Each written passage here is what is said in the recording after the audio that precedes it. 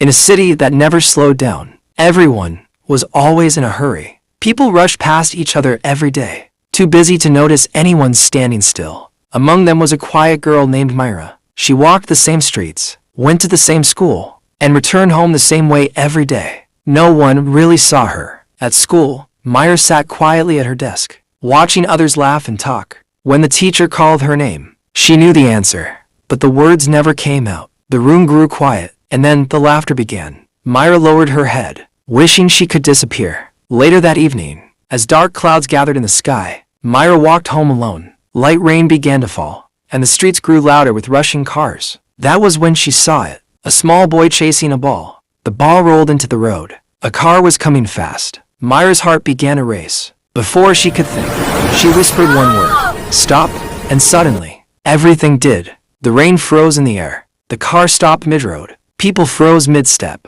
Time itself had paused. Myra stood there, frozen in shock, the only one who could still move. She stepped forward slowly, her hands shaking. She touched a raindrop and realized it was real. The world had stopped, but she had not. Without wasting time, Myra ran to the boy. She lifted him gently, carried him away from the road, and placed him safely on the sidewalk. Then, just as suddenly as it had stopped, time began to move again. The rain fell. The car drove on. People continued walking, as if nothing had happened. The boy was safe. No one noticed Myra. She stepped back quietly, her heart pounding, and walked away. But as she disappeared into the crowd, a cold voice echoed behind her. "You shouldn't have used your power." Myra stopped. Slowly, she turned around. The street was empty, and for the first time in her life, Myra knew one thing for sure. Nothing would ever be normal again.